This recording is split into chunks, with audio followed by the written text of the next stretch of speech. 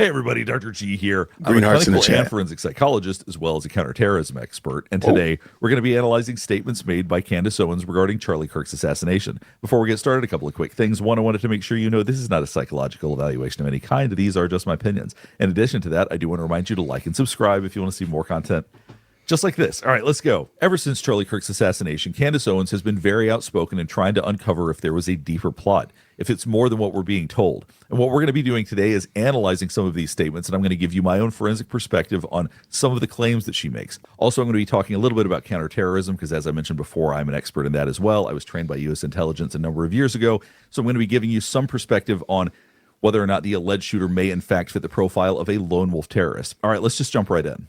What we do know definitively is that the feds are lying to us. That is obvious. It is abundant. If you're able to think thoughts, you recognize that something is very wrong with the story that has been presented to the public. So if you watch my other videos, you know I oftentimes talk about body language. And one thing I can say about Candace Owens is she absolutely believes what she's saying. But as a forensic expert and someone who's had experience and things like this, I disagree with her assessment that this seems that strange. If you go through and look at what the FBI has released so far, none of it is outside of what we typically see in these kinds of situations. It all seems pretty standard. We're going to talk more about like the text messages and some of the behaviors from Tyler Robinson, the alleged assassin. We're going to talk about that in a bit. But as far as saying that like anybody that has seen this is going to automatically know that something's wrong, I don't actually believe that that's true. I think a lot of us that have experience in this and a lot of us who work in forensics see this as all pretty standard actually. Is that the feds are lying to us. That is obvious. It is abundant. If you're able to think thoughts, you recognize that something is very wrong with the story that has been presented to the public. And just to be perfectly clear, I've done numerous videos on the Epstein death, and I've talked about how bad some of the reports were on that. And I'm not saying that you have to just assume that just because the FBI was involved that it was a great case and everything was done right. But I really do think that in this case in particular, we haven't seen any red flags yet. And I think that what the public doesn't understand, and I count myself among the public, is why it seems as though Turning Point USA executives, and I'll say seems, are not even remotely interested in challenging that official narrative. Who are they protecting exactly? I think there's a lot of problems with this logic because executives are not homicide detectives. Somebody like Candace Owens, when she sees something like this, she's going to be trying to figure things out. She's going to go, are there alternative explanations? I want to go through every piece of evidence. I want to figure this out for myself.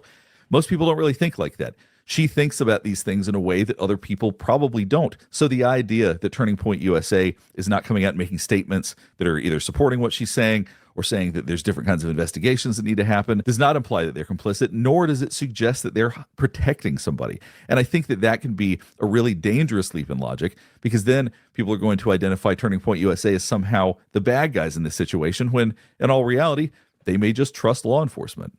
In challenging that official narrative. Who are they protecting exactly? You'll see oftentimes they and other influencers will invoke Erica as the reason. I think one of the challenges here, and I can relate to this in other situations, is that when you are so certain about something that you think people are being naive or foolish if they don't see it the same way as you. But I think that the official line that's been provided, that a lot less people are questioning that and a lot less people see it as strange than she may think. Now, I know there's plenty of viewers, of people that are watching this right now that probably absolutely do not believe the mainstream narrative of what happened. We have the story that could potentially answer all of those questions. And it certainly makes a lot more sense than the slop that the government is currently trying to feed us. First and foremost, Tyler Robinson has never confessed. They acknowledge that he has never confessed to this crime, and he still is pleading innocence on the shooting. In fact, I was told that he was, quote unquote, bewildered by the idea that he carved case. There's nothing at all surprising about somebody turning themselves in and then pleading not guilty or then. Okay, real quick. If anybody was wondering, she's wearing that infamous CIA shirt right now. So she had the hat on today. She's wearing the crew neck there. Okay, let's go. Not confessing. We see that all the time. So just because someone surrenders themselves does not mean that you would assume that just because they say they're not guilty actually means that they're not guilty. I have a very hard time following that logic here because, for example, something that happened about a week ago, Lorenz Krauss He confessed on live television to murdering both of his parents and then got arrested for it. And now he's pleading not guilty, even after like an hour-long interview of basically explaining in detail what he did and why he did it. He's still pleading not guilty. So the idea that somebody could turn themselves in and still plead not guilty is not shocking. This is not unusual at all. He was, quote unquote, bewildered by the idea that he carved casings. I should be clear, he does not dispute the fact that it is his gun at all. It is his gun. So another thing that's odd about the way that she's talking about him being bewildered by carving the casings, once again, this is exactly what we see when we go to trials. This is exactly what we see when people have committed crimes. And I know he's just alleged at this point. We'll see how the trial treats him.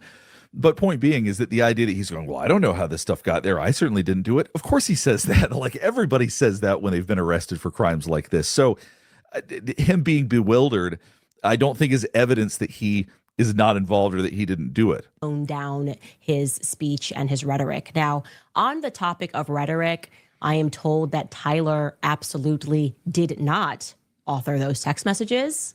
What text messages? He has no idea where these messages came from. Believes that they are therefore entirely fictionalized. But they deny everything. So that doesn't mean that he did it, but it certainly doesn't suggest just because he denies it that he didn't do it. That's just a part of how pretty much every trial that I've ever even either been involved with or watched works. You're going to be shocked that he doesn't actually use words like vehicle, which should come as no surprise to anyone that has a brain.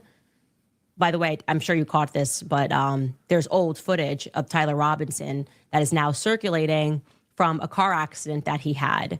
And during the discussion with the officer that showed up, Tyler certainly refers to it as his car, not his vehicle, because that's how most English speakers refer to a car. So she's absolutely right about this point. People typically would not use words like vehicle. It's peculiar, which is actually why we should believe that the text messages are real. They have a strange style. They are peculiar in the way that they're written. Tyler Robinson also happens to be a very peculiar guy. Unless they're in. The funny thing is, Dr. G uses the word peculiar. Like, come on. That's not revelation knowledge. Real quick, I see somebody was asking about the Macron case. I've put together a file. I call it the Daily Candace.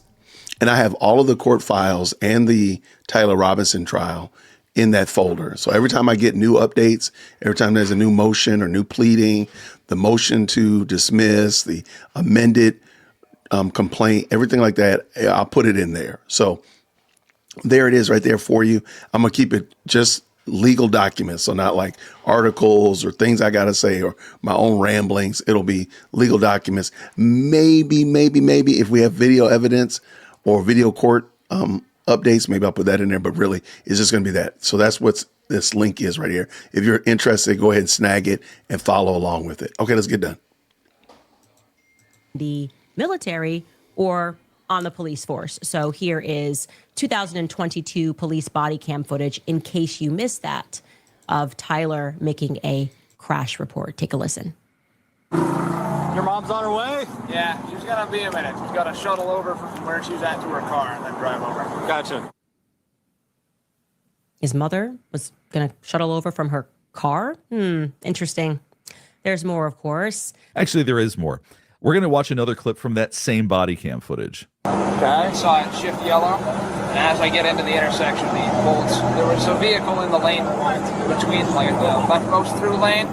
So as you can see, he actually does use the word vehicle. This is very consistent with the way that he speaks, which actually proves things in the other direction. It proves more that the text messages are quite real, because who would think to include details like that? So I think this lends credence to the fact that the text messages are in fact authentic. And as she expresses very strongly, nobody talks like that. Nobody uses words like vehicle. Well, Tyler Robinson actually does. And I don't think that she left that out intentionally. I think that it's just a mistake that was made. I make mistakes on my videos as well. I even made a mistake on my video about Tyler Robinson's car crash. So sometimes that happens. I'm not being critical in that sense. But my point is that if her evidence that the text messages are not real is because people don't speak like that, well, Tyler Robinson does, because he's strange. He's a peculiar guy. I was told also that Tyler is off the charts intelligent and always has been. We know this. He had a perfect GPA in high school. Now, that is precisely what made the idea of him being so stupid as to author a full confessional via text messages pointedly absurd. So here's another point that I disagree with, because there's a very strong confession drive after someone has committed a very serious crime. So the idea that he told someone he was close to about everything, that is actually very much in line psychologically with what many people do. If you watch enough trials, if you understand enough about evidence, if you've seen enough, if you've worked in this field, you'll know this doesn't seem that unusual. It's the very reason that people like this get caught for these kinds of crimes. So the idea that he's smart and therefore wouldn't have confessed absolutely has nothing to do with it. His intelligence is completely irrelevant. That is precisely what made the idea of him being so stupid as to author a full confessional via text messages pointedly absurd. Like, any person with a modicum of intelligence is going to go, I'm not going to put this down in writing with every detail. And apparently whoever offered those messages, likely feds, didn't have a modicum of intelligence, or they would have maybe not included every single detail there. When we look at the text messages, when you go, this seems strange, like the way he's talking about it, it's not as peculiar as you think. He's a weird guy. It fits in with his style. If you look at the way the text messages are written, if you look at the focus on the gun, because he keeps going back to it over and over again, those are the kinds of details that awkward killers oftentimes focus on. The inanimate. He's not talking about and celebrating what he did. He's not all excited about what he did. He's focused on getting his gun back. He's focused on these details. So these text messages actually, psychologically, are totally consistent with everything that we know about Tyler Robinson so far. I believe Tyler Robinson was involved. I do wonder, I like this guy. Shout out to whoever told me about Dr. G. And by the way, let me make sure that the mods can make sure that we drop this link in the chat. That'd be great. I wouldn't mind seeing some examples of maybe others. I know it'd probably be a mess because, legal issues and whatnot, but I'd like to see other examples to kind of correlate and, get my bearings as it relates to this being weird. I think it's weird, but I also realize that he's 22, 23 years old. Like, I don't even understand those people, man. I'm better than 3 decades older than them. So I understand that I don't get that group of people. So I wouldn't mind seeing some others that maybe make, this is some weird text message from somebody else that did a crime. So, but that's it. This is really cool. Thank you. He was, in fact, driving around campus on that day, therefore assisting in the costume changes, likely picking up clothing. And as we broke the story, when there are people that are trying to commit some sort of crazy murder like this, they're going to include less people, not more typically. They wouldn't dedicate one guy to be the clothes guy, the person for costume changes or whatever. That seems like the kind of things that if people are professionals, they could handle on their own. So to me, that seems very unlikely. Tyler was seen at Dairy Queen. And what was he seen doing, as I told you? Dumping clothing in the cemetery beside that Dairy Queen. So I think that is what his involvement is limited to. That was his job, to get rid of clothing. It's completely a nonsense to think that a person who had never killed anyone was high on adrenaline after a kill and decided to eat Dairy Queen. This is where I'd say she's most wrong of anything else she says, but we're going to watch the whole part. I'm going to explain why.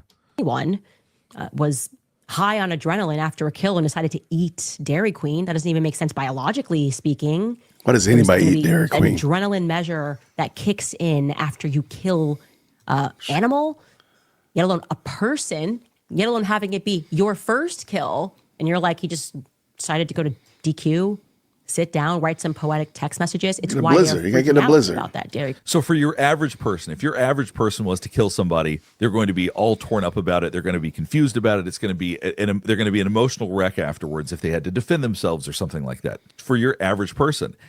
But if we're talking about someone who committed an assassination, we're probably talking about a psychopath.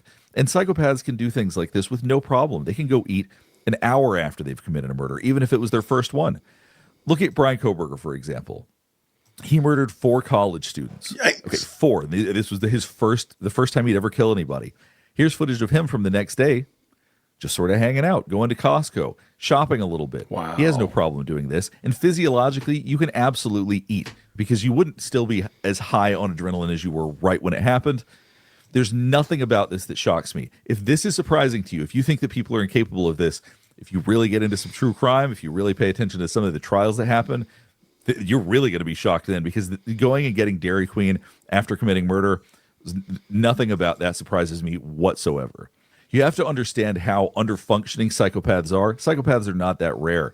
But if it's somebody who truly can commit murder like this, somebody who can assassinate somebody else in front of their kids, in front of their wife, in front of a huge crowd, the idea that they would go and eat afterwards, there's nothing about that whatsoever that should surprise you, even if it was the first time they'd ever done it. Obviously, paraphrasing here, he came in peacefully. He handed over everything. I mean, the whole depiction was like he was just so shocked that his boyfriend could do something like this. And so he handed over everything. Well, according to his family, that's just not true. According to his family, he was raided and he was angry about that raid.